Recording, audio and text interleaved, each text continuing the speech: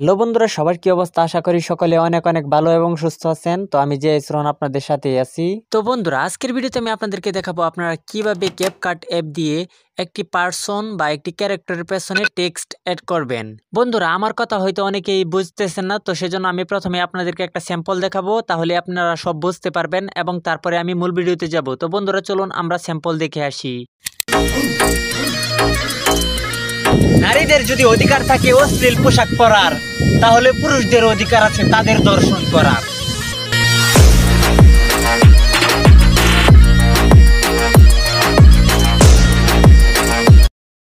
তো বন্ধুরা, যারা স্যাম্পলটি দেখেছেন তারা হয়তো বুঝে গেছেন আমি কোন টেক্সট এর কথা বলতেছিলাম। তো এই টেক্সটগুলো কিভাবে এড করবেন তাই আজকের মূল ভিডিওতে আমি আপনাদেরকে দেখাবো। বন্ধুরা, যারা আমাদের চ্যানেলে নতুন তারা অবশ্যই আমাদের চ্যানেলটিকে সাবস্ক্রাইব করে পাশে থাকা বেল আইকনটিতে অল করে রাখবেন পরবর্তী ভিডিওর নোটিফিকেশন পেতে। তো চলুন আমরা মূল ভিডিওতে চলে যাই। বন্ধুরা, আমরা চলে আসলাম আমাদের ফোন স্ক্রিনে। তো এখান থেকে আমরা ক্যাপকাট অ্যাপসটি ওপেন করে নেব।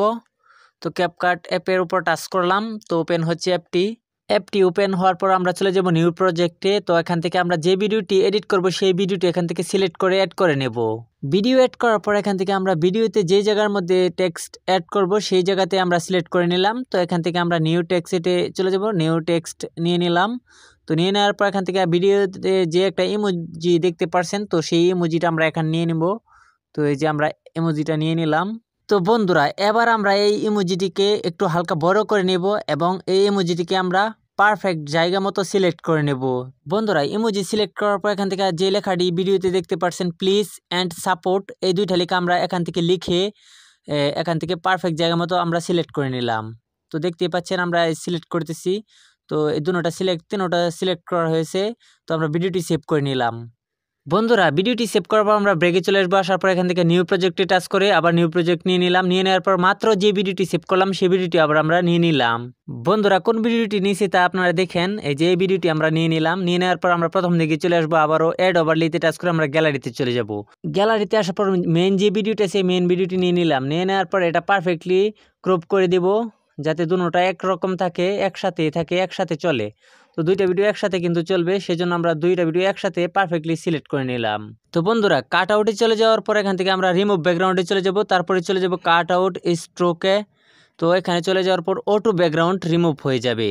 বন্ধুরা, ব্যাকগ্রাউন্ড রিমুভ হওয়ার পর আমি আপনাদেরকে ভিডিওটি ওপেন করে দেখাচ্ছি। তো দেখেন, এই যে লেখাটা প্লিজ লিখেছি এটা কিন্তু পেছনে চলে গেছে, সাপোর্ট লেখাটাও কিন্তু পেছনে চলে গেছে এবং যে ইমোজিটা আছে এটাও কিন্তু পেছনে চলে গেছে। আর কিন্তু একদম এই ভিডিওটা যে এডিট করেছি এটা কিন্তু বোঝা যাচ্ছে একদম প্রফেশনাল। আপনারা টেক ইউটিউবারদেরকে ফলো করে দেখবেন যে তারা কিন্তু কথা বলার সময় এরকমভাবে পেছনে লেখাগুলা বসিয়ে নেয় এবং এভাবে লেখাগুলা বসালে কিন্তু ভিডিওগুলা প্রফেশনাল লাগে।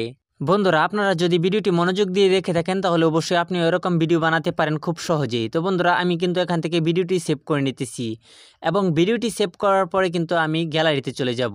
তো বন্ধুরা, আমাদের ভিডিওটি কিন্তু সেভ করা হয়ে গেছে। তো এবার আমরা গ্যালারিতে চলে আসলাম।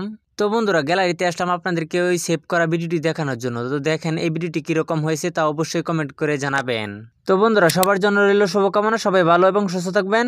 তো দেখা হবে নেক্সট কোনো ভিডিওতে। আল্লাহ হাফেজ।